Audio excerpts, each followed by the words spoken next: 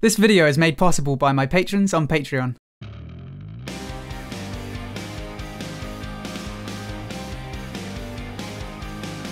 Hello everyone, my name is Xiomaro and welcome back to Battlerite Royale. So, last week I made a general beginner's guide to the game. I split it into sections and I promised I'd be going into each section in a little more detail. I've decided I'd start things off with strategy because honestly, that's my favourite part. So, let's have a look at some winning strategies. So first, it's important to note that ranking up in this game is more than a little wonky at the time of making this video. Most people, given enough games, will reach at least Diamond, and that's if you almost never win a game. So I'll include stuff that will help you rank up, but honestly, you probably won't need much help ranking up.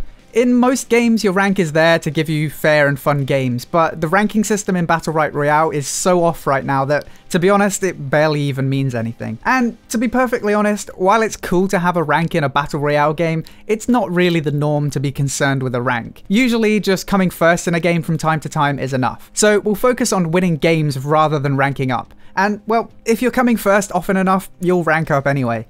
So, the first thing to learn in Battlerite Royale is to run away a lot. Seriously, unless you're Hot Biscuit, you're not going to be able to outplay everyone you come across. And hell, even someone like Hot Biscuit knows there are unwinnable fights. This isn't the arena where it's always a fair fight. You might hear a brawl between 5 people and go in for an opportunistic kill, only for everyone to turn on you for some reason or another, and that would be your cue to run. Remember, the aim of this game is to be the last man standing, not to be an honourable duelist. If you want more honourable combat, I would suggest pressing Alt and F4 and then opening up Battlerite Arena. But if you want to stick with Royale, just keep it in your head that it's totally okay to run. I'm not saying you should just play like a wuss, of course. The more kills you get, the more gear you can steal from people, so you definitely want to get as many kills as possible. Just know your limits, and remember, you can always fight that person again later. If you overcommit to the fight though, it's game over.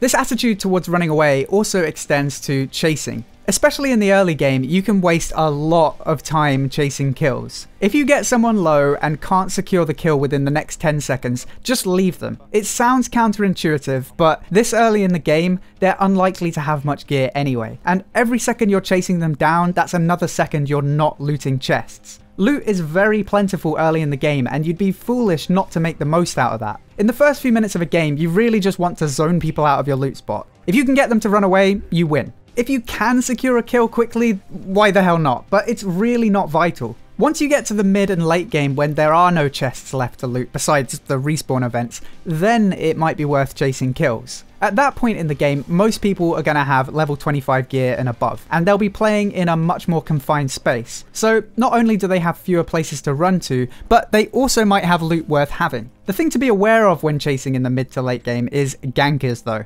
You might get someone down to 10 HP and desperately chase the kill, only for a croak to jump over a wall and finish them off, taking all the loot and proceeding to kill you too. So chase away, but keep an eye on the minimap for gankers.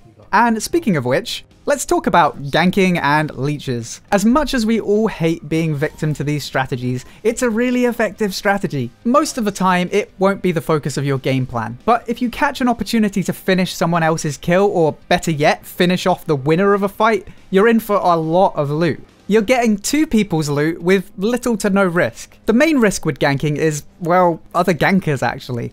It's such an effective strategy that when people hear that kill sound, it's like throwing a pipe bomb in Left 4 Dead. Almost everyone in the area will make a beeline towards the kill zone to pick up any leftover gear and maybe finish off the winner of the fight, so yeah, be wary of that. Another strategy you'll see people employ is the sneaky frog approach. These are the survivalists who just hide in bushes most of the time. You know when you're fighting a 1v1 when the circle closes right in and you can still see there's another person left alive? That's the sneaky frog. Of course, you don't have to play Croak to be a sneaky frog, but it certainly works as Croak. These people usually land somewhere far away from everyone else for the easy loot. They're rarely the aggressors and will usually only go for kills that are a sure thing. They purposefully stay away from kill zones, instead opting for respawn events and airdrops in remote locations. Honestly, it's a little dull to play, but it's a very effective strategy. People who play like this will consistently get into the top 5, even if they're not the best players. So if you're just looking for a cheesy strategy, this is probably it. Fair warning though, it will suck the fun out of the game for you, or at least it does for me. If you want to go to the opposite end of the spectrum, you can try the duelist approach. This is the most skill-dependent way of playing. It's high action and a lot of fun, but it's also totally reliant on a few things. First, you need to play a champion that is very good in duels and can chase easily enough. Personally, I feel like the melee roster is better for this approach because their kits are kinda balanced around chasing. Ranged champions tend to be balanced around keeping people away rather than chasing people down. Of course, you can totally use your mobility to close the gap as a ranged champion too though.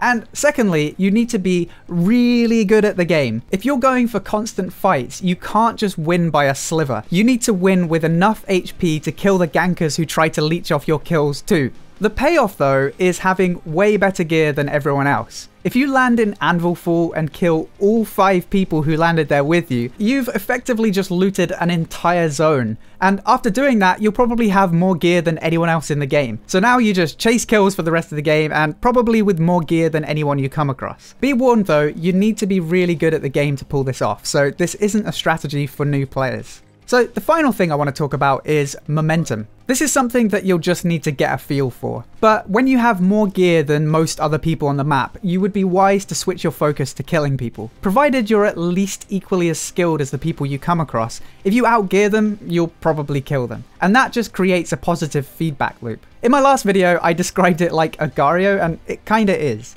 More gear leads to more gear. The snowball effect in Battlerite Royale is way greater than any other Battle Royale game I've played, and for that reason it's really important to recognise when you have positive momentum and use that to your advantage. If you just wait around when you have better gear than everyone else, everyone will catch you up and that momentum might have been wasted. On the flip side of momentum though, it's also important to know when you're behind on gear. Don't get disheartened when this happens though, you just need to play accordingly. Whether you like it or not, you'll have to play like a sneaky frog for a bit while you're behind on gear. Stick to the less populated areas and farm events. And if you're really behind, you'll easily find usable gear from other people's kills too. Especially in the late game, most people will have a near complete set of legendary gear, and when they kill another player with legendary gear, they can't pick it up, so it's just there for the taking. I've had plenty of games where I've been super behind on gear and just caught up simply by stealing loot from other people's kills, and I've even gone on to win games like that.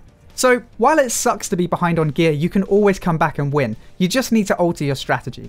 In terms of how you fit all of this together, it's really up to you. I've described most of the common ways of playing Battlerite Royale, but this game is very dynamic. What happens in the early game dictates how you need to play later on. You can make a plan for your early game. For example, are you going to land somewhere remote and try and free loot, or are you going to go to a populated zone to farm kills? But after that, you just have to kind of play things by ear. And for that reason, it's important to try out every approach so you can adapt to any situation. And if you can master all of this, you'll find yourself winning a lot of games. So good luck out there. I hope you enjoyed this video. If you did, then please feel free to subscribe for more gaming guides, news, and discussion. And don't forget to check out the links below to Patreon, Discord, and Twitch. Until next time, thank you for watching, and I'll see you soon.